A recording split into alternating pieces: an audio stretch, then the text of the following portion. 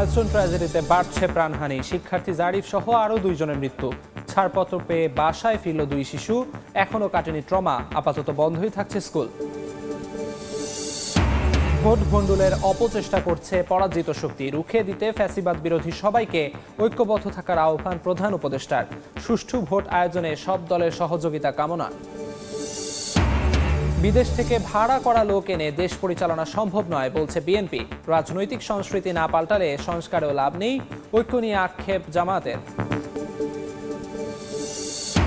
এবং গণ অভ্যুত্থানের সময় পুলিশ হত্যার দায় এনসিপির ওপর চাপানোর চেষ্টা চলছে, মন্তব্য নাহিদ ইসলামের। ৭২-এর সংবিধান রক্ষার চেষ্টা রুখে দেওয়ার ঘোষণা।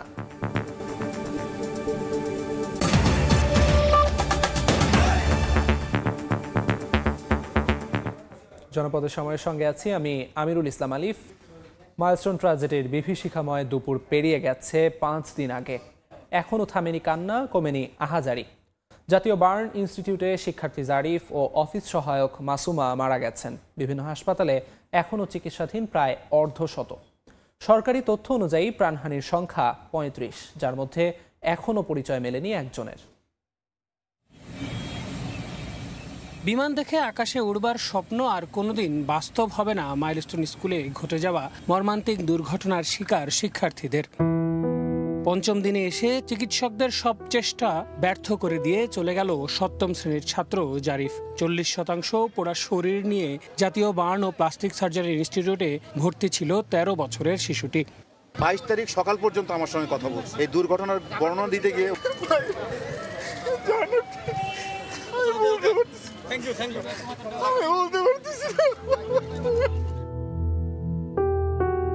মৃত্যুর কাছে হেরে যাওয়া অফিস সহায়ক মাসুমা হয়েছিলেন 90% দগ্ধ। মর্মান্তিক এই দুর্ঘটনার সাক্ষী হয়ে রাজধানীর বিভিন্ন হাসপাতালে এখনও চিকিৎসা নিচ্ছেন প্রায় অর্ধশত। এখন ওনার শরীরে পুরোটাই ব্যান্ডেজ করা, শুধু মুখের একটা অংশ যেখানে পরানো ছিল ওই অংশটা শুধু খোলা আছে, আদারওয়াইজ সব অংশ ব্যান্ডেজ করা। আয়া হিসাবে বাচ্চাদের ছুটি হয়েছে, গার্জিয়ানের দিতে যায়া আমার ওয়াইফ বিমান দুর্ঘটনায় আজকে 26 তারিখ 11:15 বাজে উনি দুনিয়াতে চলে গেছে। 2টা সন্তান সামনে ভবিষ্যতে আগানোর জন্য অনেক স্বপ্ন ছিল, স্বপ্নগুলি সব ভাঙিয়া গেছে। আমি জানি না ছেলে সন্তানের মানুষ করতে পারে কিনা। ঘটনার 5 দিন কেটে গেলেও এখনও নিহতদের স্মৃতিচারণায় ভারী হয়ে আছে আকাশ, আর চিকিৎসাধীনদের সুস্থতার প্রার্থনা স্বজনদের। কেননা এখনও আইসিইউর বেডে কাতরাচ্ছেন বেশ কয়েকজন। সেখান থেকেও আদৌ তাদের ফেরানো যাবে কিনা তা নিয়ে সন্দেহান চিকিৎসকরা। নিজেদের জায়গা থেকে সর্বোচ্চটা দিয়ে কাজ করে যাচ্ছে হাসপাতাল কর্তৃপক্ষ। আমাদের ক্রিটিক্যাল পেশেন্টের সংখ্যা এই মুহূর্তে 4 জন এবং সিভিয়ার পেশেন্টের সংখ্যা 9 জন। আজকে আমরা 2 জন রোগীকে ডিসচার্জের ডিসিশন হয়ে গেছে, 2 জনই বাচ্চা। কোনো পেশেন্টের কাছ থেকে কোনো ব্যক্তিগতভাবে সহায়তা নেওয়া হচ্ছে না, সমস্ত কিছুই সরকারিভাবে আমরা ব্যবস্থা নিচ্ছি। ভুক্তভোগী আর সচেতন নাগরিক শ্রেণীর প্রশ্ন, কে নেবে মর্মান্তিক এই দুর্ঘটনার দায়? অপরিকল্পিত নগরায়নের বলি কেন হতে হলো এই ছোট্ট সোনামণিদের? ডাক্তার অনেক সাহস দিয়েছিল যে ভালো হয়ে যাবে, আসে, কিন্তু আজকে তো বিমানে লোক বসতি এলাকা দিয়ে চালানো উচিত হয় নাই। মাইলস্টোনের এই ট্র্যাজেডি যেন আর কোনো প্রতিষ্ঠানে না ঘটে। স্বপ্ন দেখতে দেখতে কেউ যেন দুঃস্বপ্নে হারিয়ে না যায়, পুনরাবৃত্তি না ঘটে এমন কিছুর, সেই চাওয়া সবার। আল আমিন তুষার, সময় সংবাদ, ঢাকা। নির্বাচন ভণ্ডুল করার অপচেষ্টাকে রুখে দিতে ফ্যাসিবাদ বিরোধী সবাইকে ঐক্যবদ্ধ থাকার আহ্বান জানিয়েছেন প্রধান উপদেষ্টা ডক্টর মোহাম্মদ ইউনূস। অভ্যুত্থানের সব শক্তি মিলে একটি সুন্দর নির্বাচন করতে না পারলে মস্ত বড় সুযোগ হাতছাড়া হবে বলেও জানান তিনি। বিভিন্ন রাজনৈতিক দলের শীর্ষ নেতাদের সঙ্গে রাষ্ট্রীয় অতিথি ভবন যমুনায় মত বিনিময়ে কথা বলেন প্রধান উপদেষ্টা। বলেন, পরাজিত শক্তি নানা রকম গণ্ডগোল সৃষ্টি করে দেশের স্বাভাবিক অগ্রযাত্রাকে মারাত্মকভাবে ব্যাহত করছে। সুষ্ঠু নির্বাচন আয়োজনে সব রাজনৈতিক দলের সহযোগিতা কামনা করেন তিনি। এ সময় উপস্থিত রাজনৈতিক নেতারা প্রধান উপদেষ্টাকে সর্বাত্মক সহযোগিতার আশ্বাস দেন। বৈঠকের শুরুতে মাইলস্টোন স্কুল অ্যান্ড কলেজে বিমান দুর্ঘটনায় নিহতদের স্মরণে 1 মিনিট নীরবতা পালন ও মোনাজাত অনুষ্ঠিত হয়। বিদেশ থেকে ভাড়া করে লোক এনে দেশ পরিচালনা সম্ভব নয়, এমন মন্তব্য করেছেন বিএনপি মহাসচিব মির্জা ফখরুল ইসলাম আলমগীর। বলেন, জনগণের প্রতিনিধিত্ব নিশ্চিতের জন্যই নির্বাচন চায় বিএনপি। জাতীয় প্রেস ক্লাবে জুলাই বিপ্লব প্রত্যাশা ও প্রাপ্তি শীর্ষক জিয়া পরিষদের আলোচনা সভা, যাতে যোগ দেন বিএনপি মহাসচিব মির্জা ফখরুল ইসলাম আলমগীর। কথা বলেন সংস্কার, নির্বাচন সহ নানা প্রসঙ্গে। কয়েকজন ব্যক্তিকে বিদেশ থেকে ভাড়া করে এনে দেশ চালানো যায় না বলে মন্তব্য করেন বিএনপি মহাসচিব। বলেন, কিছু লোক বৈঠক করে সংস্কার করলেই হয় না, এটি একটি প্রক্রিয়ার বিষয়। পার্লামেন্টে না গেলে জনগণের শাসনটা প্রতিষ্ঠিত হবে কোত্থেকে? কয়েকজন ব্যক্তিকে দেশ বিদেশ থেকে ভাড়া করে নিয়ে এসে কি দেশ চালানো যায়? যায় না। কতগুলো বৈঠক করে আপনার সংস্কারে কত বিষয় নিয়ে এসে জনগণকে দিয়ে দিলেন আর সংস্কার হয়ে গেল, সেভাবে সংস্কার হয় না। সংস্কার হতে হবে একটা প্রক্রিয়ার মধ্য দিয়ে। সিডাপ মিলনায়তনে আলাদা অনুষ্ঠানে মির্জা ফখরুল বলেন, সমাজকে গ্রাস করে ফেলছে সামাজিক যোগাযোগ মাধ্যম, এর মাধ্যমেই তৈরি হচ্ছে মব।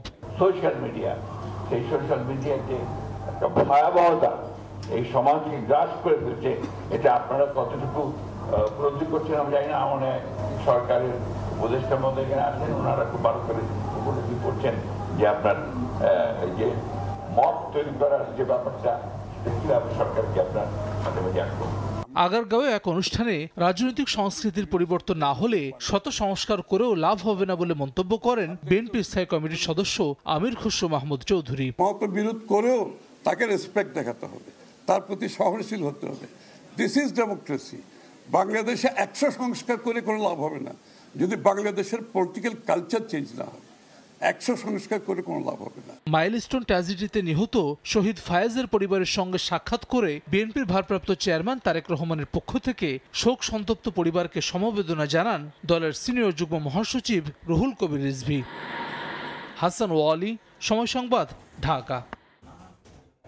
জুলাই সনদ বাস্তবায়ন ও ঐকমত্য কমিশনের কার্যক্রমে অগ্রগতি না থাকায় আক্ষেপ প্রকাশ করেছেন জামাতের আমির ডাক্তার শফিকুর রহমান। বিকেলে জুলাই শহীদ স্মরণ সভায় তিনি বলেন, জুলাই শহীদদের যথাযথ সম্মান দিতে পারেনি রাষ্ট্র। সরকার ঐকমত্য কমিশন গঠন করেছেন, সেখানে দিনের পর দিন, ঘন্টার পর ঘন্টা আলোচনা হচ্ছে, কিন্তু অগ্রাধিকার পড়ে আছে পিছনে, সেটা হচ্ছে না। তারা জুলাই সনদের কথা বলেছেন। এটি তো বাংলাদেশের 18 কোটি মানুষের মুক্তির সনদ। এটা তো শুধু শহীদ পরিবারের জন্য প্রয়োজন নেই, এটা ইন্ডিভিজুয়ালি বাংলাদেশের প্রত্যেকটি নাগরিকের জন্য প্রয়োজন। জল্লাদ সরকারের হাত থেকে যারা মুক্তি এনে আমাদের হাতে তুলে দিল, আমরা ভুলে যাচ্ছি কেন তাদেরকে? ইতিহাস আমাদেরকে ক্ষমা করবে না। আগামীর প্রজন্ম আমাদের কাছ থেকে কড়ায় গন্ডায় তার হিসাব নেবে। পুলিশ হত্যার দায় এনসিপির ওপর চাপানোর চেষ্টা চলছে বলে অভিযোগ করেছেন এনসিপি আহ্বায়ক নাহিদ ইসলাম। ৭২-এর সংবিধান রক্ষায় একটি মহল মাঠে নেমেছে বলে অভিযোগ করে চক্রান্ত রুখে দেওয়ার হুঁশিয়ারি দিয়েছেন তিনি। দুপুরে মৌলভীবাজারে জুলাই পদযাত্রায় একথা বলেন নাহিদ। অন্তর্বর্তী সরকারের কিছু কর্মকাণ্ডের সমালোচনা করেন অন্য নেতারা। জাতীয় নাগরিক পার্টি এনসিপিকে সারা দেশে ছড়িয়ে দেওয়ার পাশাপাশি নতুন বাংলাদেশ বিনির্মাণের আকাঙ্ক্ষা তুলে ধরে জেলায় জেলায় ছুটছেন কেন্দ্রীয় নেতারা। শনিবার মৌলভীবাজারে জুলাই পদযাত্রায় ঢল নামে মানুষের। জেলা শহরের শহীদ মিনার থেকে কর্মসূচি শুরু হয়ে বেরির পাড়ে পথসভার মাধ্যমে শেষ হয়। এ সময় অন্তর্বর্তী সরকারের সমালোচনা করেন এনসিপির মুখ্য সমন্বয়ক নাসির উদ্দিন পাটোয়ারি ও সদস্য সচিব আখতার হোসেন। বলেন, এখন থেকে যারা রাষ্ট্র পরিচালনা করবে তাদের চরিত্র জনগণের কাছে পরিষ্কার থাকতে হবে। ন্যায়ভিত্তিক রাষ্ট্র গড়ার লড়াই করছে এনসিপি। উপদেষ্টাদের সবকিছু হয়েছে, বড় বড় মাফিয়াদের সবকিছু হয়েছে, ব্যবসা বাণিজ্য দখল হয়েছে, কিন্তু আমার যারা ছাত্র ভাই বাংলাদেশে তাদের কোনো ব্যবস্থা হয় না। এই বাংলাদেশে যারা রাষ্ট্র পরিচালনা করবে, যারা জনগণের প্রতিনিধিত্ব করবে, তাদের সকলকে জনগণের কাছে পরিষ্কার থাকতে হবে। ৭২-এর সংবিধান পুনঃপ্রতিষ্ঠা করতে মাঠে নেমেছে একটি মহল। এই চক্রান্ত রুখে দেওয়ার হুঁশিয়ারি দেন এনসিপির আহ্বায়ক নাহিদ ইসলাম। বলেন, পুলিশ হত্যার দায় এনসিপির উপর চাপানোর চেষ্টা চলছে। 1947 সালের আজাদীর লড়াই, 1971-এর স্বাধীনতা সংগ্রাম এবং 24-এর গণ অভ্যুত্থানের স্বীকৃতি দেওয়া থাকবে এবং এই সংবিধানে সকল জাতি ধর্মে সকলের সমান অধিকার নিশ্চিত করা হবে। সেই নতুন সংবিধানের বিপক্ষে দাঁড়িয়ে যাচ্ছে বিভিন্ন রাজনৈতিক শক্তি। ৭২-এর সংবিধানকে রক্ষা করার জন্য বিভিন্ন গোষ্ঠী রাজপথে নেমছে। ৭২-এর সংবিধান ছিল বাংলাদেশের মুক্তিযুদ্ধকে, বাংলাদেশের স্বাধীনতা সংগ্রামের আকাঙ্ক্ষাকে নষ্ট করে দিয়ে মুজিববাদী সংবিধান প্রতিষ্ঠা করার চক্রান্ত। এনসিপি সম্প্রীতির রাজনীতি করে, এই আদর্শ পুরো দক্ষিণ এশিয়ায় ছড়িয়ে দেওয়ার কথা জানান দলটির নেতারা। এই পুলিশ হত্যার দায় আমাদের অভ্যুত্থানকারী ছাত্র জনতাকে দেওয়ার অপচেষ্টা করা হচ্ছে।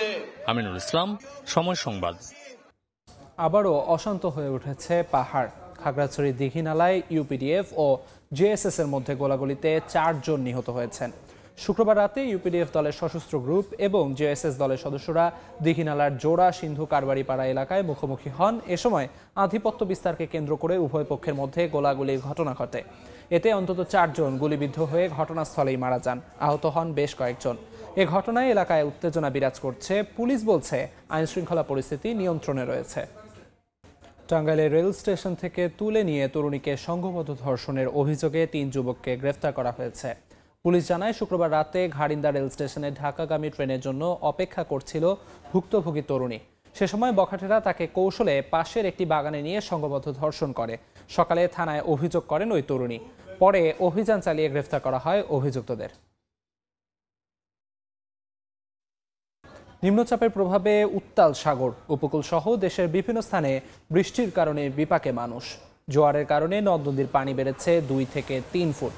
নিম্নচাপ ও অমাবস্যার জোয়ারের কারণে নদ নদীর পানির উচ্চতা বেড়েছে। এতে প্লাবিত হয়েছে চরাঞ্চল সহ অনেক নিম্নাঞ্চল। ফসলি জমির পাশাপাশি পানি উঠে গেছে বসতবাড়িতেও।